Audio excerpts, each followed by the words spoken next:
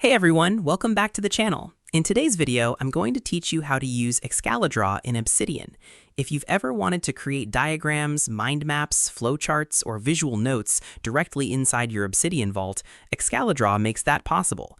We'll go step by step through installing the plugin, opening your first drawing canvas, and creating a simple diagram so you can start organizing ideas visually alongside your notes. By the end of this tutorial, you'll have Excalidraw set up and be ready to build your own visual workflows in Obsidian. First, open Obsidian and make sure you're in the vault where you want to work. Obsidian is your workspace, and Excalidraw will live inside it, so starting in the right vault keeps your drawings organized from the start. Next, head to the Settings panel. You'll find the gear icon in the bottom left corner of the app. Click that to open Settings. From here, navigate to the Community Plugins section. This is where you can extend Obsidian's capabilities with trusted plugins from the community. If Obsidian prompts you about community plugins, review the message and proceed so you can access the plugin browser. Now click Browse. This opens the directory of available plugins. Use the search bar and locate Excalidraw. Excalidraw is a freehand whiteboard-style drawing tool that's great for mind maps, flowcharts, diagrams, and quick sketches that live alongside your notes.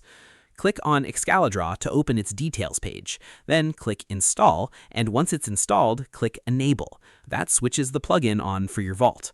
After enabling it, look to the left sidebar. You should see the Excalidraw icon up here. This is your entry point to the drawing canvas. Whenever you need a visual note, click the Excalidraw icon to create a new drawing. A canvas will open where you can start adding elements and arranging them. The toolbar lets you insert shapes like rectangles, diamonds, circles, and arrows. You can also draw freehand, add text, and move objects around the canvas. If you're new to Excalidraw, try placing a shape on the canvas and double-clicking it to add a label. You can resize objects, reposition them, and connect them with arrows to build a clear visual structure. Let's create a simple flowchart example. Place a rectangle near the top of the canvas and label it Start. Under that, add another rectangle and label it Gather Input. Next, place a diamond shape below it and label it Is Input Valid. Connect the shapes using arrows so the flow moves from Start to Gather Input and then to the decision point. From the decision diamond, draw one arrow to a rectangle labeled Fix Input and another arrow to a rectangle labeled Proceed.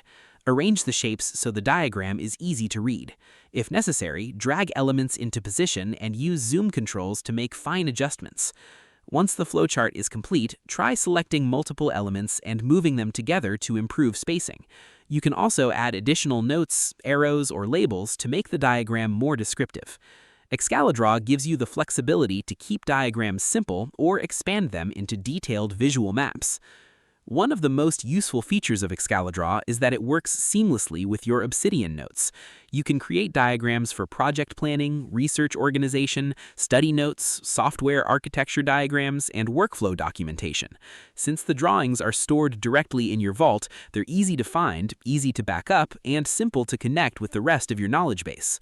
Excalidraw saves your drawing as a file in your vault, making it easy to link, organize, search, and revisit later. You can continue refining diagrams over time as projects evolve and new information becomes available. That's it. You've installed Excalidraw, found it in the sidebar, opened the canvas, and built a basic flowchart right inside Obsidian. With shapes, arrows, text, and visual note-taking tools available in one place, you're ready to create diagrams and workflows that integrate seamlessly with the rest of your vault. Thanks for watching, and I'll see you in the next tutorial.